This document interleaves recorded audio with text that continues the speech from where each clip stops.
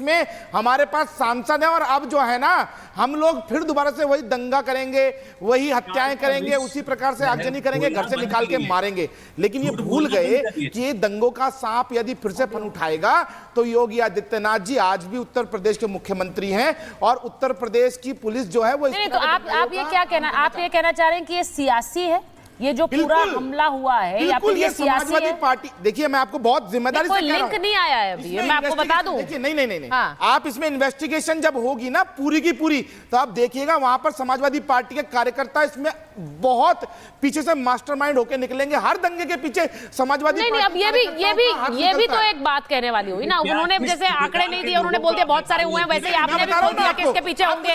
नहीं निकल के आएगा तो सवाल मैं हैदर साहब से पूछूंगी, यही महाभारत में पूछूंगी, लेकिन अभी कोई लिंक नहीं आया, इसलिए जोड़िए मत। हाँ देखिए इस प्रकार के हैदर साहब की आवाज दीजिए, कुछ कह रहे हैं। कोई व्यक्ति अपराध करता है हमारे संविधान के अनुसार, और हमारे जो संविधान का कानून है हमारा, उसके तहत उसको सजा मिलनी चाहिए। आप पूरे परिवार को सजा कैसे दे देंगे? फिर तो आप चाहते हैं कि बुलडोजर जो चल रहा है वो तो अवैध संपत्तियों पे चल रहा है ना भैया। जो है कार्य योगी जी के सरकार में, और जहां भाजपा की सरकार है वहां पर जो है बुलडोजर की कार्रवाई कब्जा कर लीजिए, मुसलमानों पर करने के बाद आप, मैं कह रहा हूं 99% विरोध में कार्रवाई हो रही है। एक सेकंड में डीजीपी अगर हम ये मुद्दा उठा रहे हैं, हाजी साहब, 9% अगर कार्रवाई हो रही है जहां भाजपा की सरकार है, सर ये मामला इसलिए इम्पोर्टेंट, देखिए एक व्यक्ति की हत्या हो गई है हाजी साहब, आपने मध्य प्रदेश एक व्यक्ति की हत्या हो गई, उसकी जान चली गई क्योंकि वापस हिंसक भीड़ आई, घर के अंदर घुसी, क्योंकि ये एक ताजिए को निकालने का मामला था।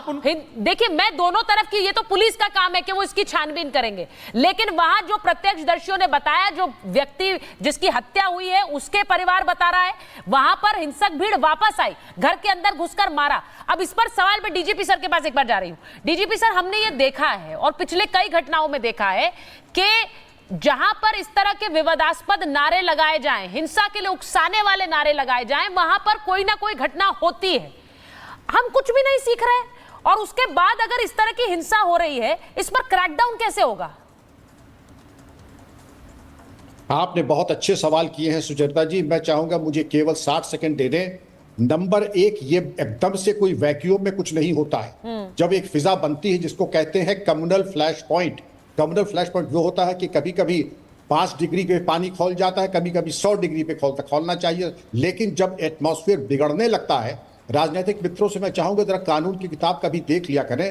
भारतीय न्याय संहिता, भारतीय नागरिक सुरक्षा संहिता, भारतीय साक्ष्य अधिनियम, और जो प्रॉपर चीज ये है, आपने ये कहा मॉब लिंचिंग के ऊपर हम लोग कितनी बातें करते हैं।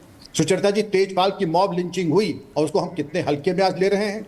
दोहरे मापदंड का इससे ज्यादा नग्न स्वरूप हो नहीं सकता है कि तेजपाल की मौत नहीं है, वो तो ऐसा जैसे किसी पशु की मौत हुई हो। और वही आप याद करें, आपके चैनल पे मैं कितनी बार आ चुका हूं, मॉब लिंचिंग एक घृणित अपराध है और सर तन से जुदा। मैं फिर बता दूं, बड़े बड़े चरमपंथी आए पाकिस्तान से, बहावलपुर, लाहौर और रावलपिंडी से, मिट्टी में मिला दिए गए, लखनऊ में मिट्टी में मिला दिए गए, कोई गलतफहमी न पाले और मौका न दे पुलिस को खिदमत का।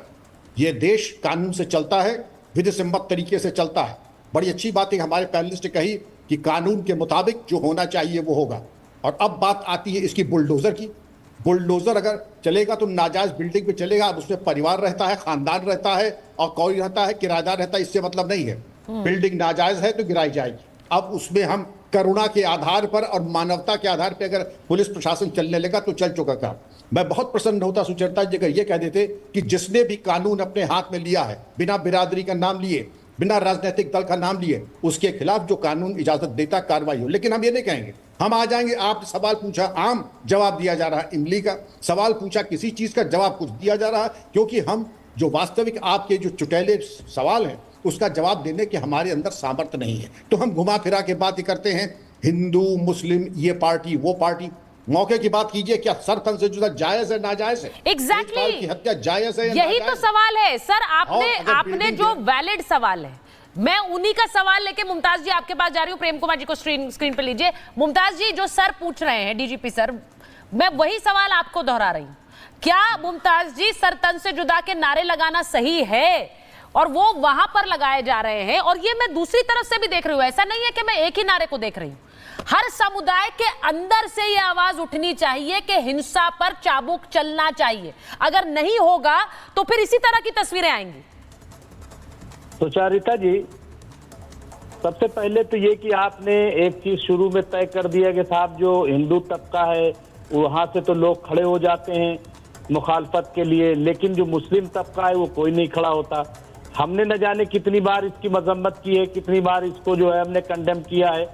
आप या तो ये बता दीजिए कि हम सर्टिफिकेट लेकर के या कहीं से कोई सर्टिफिकेट बना लें साहब हमने ये कहा है, ये हमारे पास कागज मौजूद है कि तब हमने इसकी कंडेम किया। भाई कैसे कंडेम किया जाए?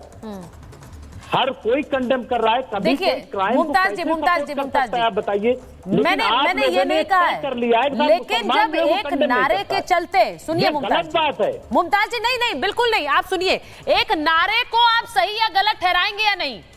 ये बार बार इस तरह के नारे और भीड़ में नारे लगाए जा रहे हैं, क्या ये सही है? गलत है तो है। क्या ये सही है? कितनी कैसे कहें ये बताइए ना, कि कैसे सर्टिफिकेट दें या हलफनामा कहीं पे हम लगा सर, ना मैं कोई सर्टिफिकेट देने वाली हूँ, ना पैनल पे बैठे हुए लोग। कैसे कहा जाए हमें बताइए आप। पुलिस अपनी तफ्तीश करेगी सर, लेकिन जो सवाल चर्चा के दौरान आया उसी को मैंने एक पैनलिस्ट से दूसरे पैनलिस्ट से पूछा।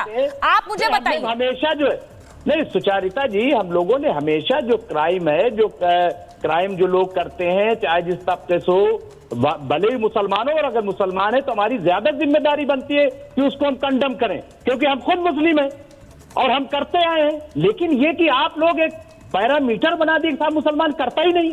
अरे कौन नहीं करता है भाई? आप बताइए किसी एक तंजीम का जिसने जो सपोर्ट किया हुआ है ऐसे क्राइम करने वालों को? कभी सपोर्ट नहीं किया गया। इसीलिए देखिए, आप कम से कम इतना बड़ा देश है, 25-30 करोड़ यहाँ पे मुसलमान है।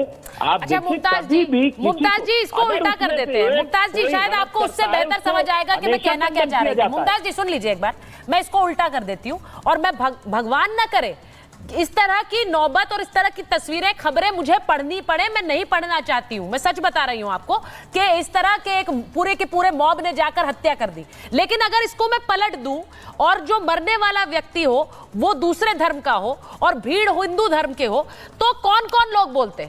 असदुद्दीन ओवैसी सबसे पहले आते, समाजवादी पार्टी का ट्वीट आता, उनके नेता बोलते कि देखिए कैसे एक व्यक्ति को मार दिया। मैं आपको सच्चाई बता रही हूँ। समस्या ये मैं इसे बांट कर नहीं देखना चाहती हूँ सर, लेकिन समस्या यह है कि अगर एक हत्या किसी उकसावे के चलते हुई है तो उस हत्या को सबको कंडेम करना चाहिए, सबको। और ये आपके लिए भी है, ये राकेश जी के लिए भी है, ये आपके लिए भी है, ये राकेश जी के लिए भी है। मुमताज जी की आवाज नहीं आ रही है। मैं एक बार राकेश जी जो सवाल वो पूछ रहे हैं, उनका ये कहना है कि बार बार